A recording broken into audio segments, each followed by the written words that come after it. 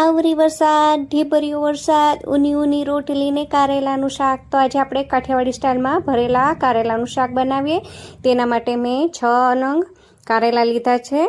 તમે જોઈ શકો છો. એને પહેલાં સરસ ધોઈ લીધા છે અને એની સરસ ઉપરથી જે રફલી સ્કિન હોય તે જ કાઢવાની છે. તમે તમારા ઘરે જે રીતે કાઢતા હોય તે રીતે કાઢી લેવાની.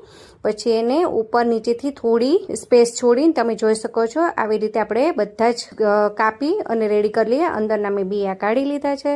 હવે એની પર આપણે મીઠું ચડાવીએ. અમે અંદર ચપટી જેટલું મીઠું લઈ અને અંદર અને બહાર બંને જગ્યાએ આવી રીતે લગાવવાના છે, જેથી જો ઘરમાં કોઈ કારેલા ના ખાતા હોય ને તે પણ ખાતા થઈ જશે.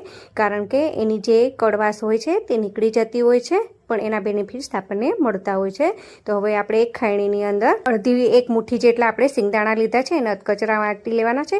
પછી એક બાઉલની અંદર મેં આદુ, મરચાં અને લસણની પેસ્ટ લીધી છે. તેમાં ખાંડેલા આપણે સિંગદાણાનો જે ભૂકો છે તે લઈ લેવાનો છે. પછી એક બાઉલની અંદર મેં 3 ચમચી બેસન લીધું છે. એમાં રૂટીન મસાલા, ધાણા જીરું, મીઠું, મરચું, હળદર, ગરમ મસાલો, 1 ચમચી ખાંડ, આમચૂર પાવડર, હિંગ, આ બધું જ મિક્સ કરી અને એની અંદર આપણે એક મીડિયમ સાઇઝનું ટમેટું લેવાનું છે. તેને બારીક સમારી અને તેલ નાખીને બધું જ મિક્સ કરી દેવાનું છે.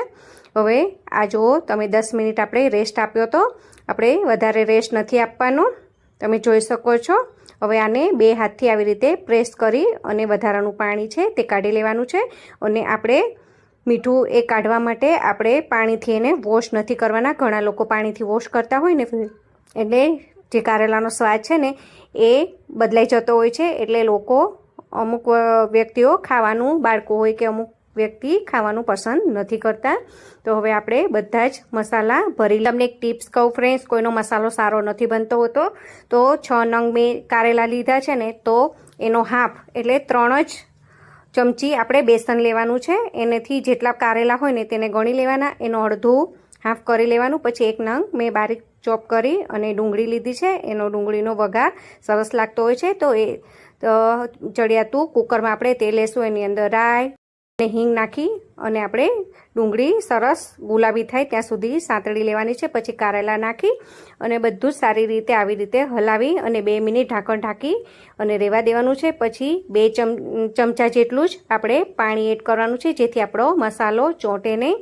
અને ઢાંકણ ઢાંકી અને હાઈ ફ્લેમ પર 1 વિસલ અને સ્લો ટુ મીડિયમ ફ્લેમ પર 2 વિસલ કરી અને એની જાતે જ કુકરને ઠંડુ થવા દેવાનું. રિલીઝ થાય પછી કુકર ખોલી અને ચેક કરી લેવાનું. તો તૈયાર છે આપણું ભરેલા કારેલાનું શાક. એની સાથે મેં આજે કાઠિયાવાડી પ્રોપર થાળી બનાવી છે. એમાં વ્હાઈટ ગુજરાતી કઢી, ખીચડી, ભરેલા કારેલા, ફુલકા રોટલી, તળેલા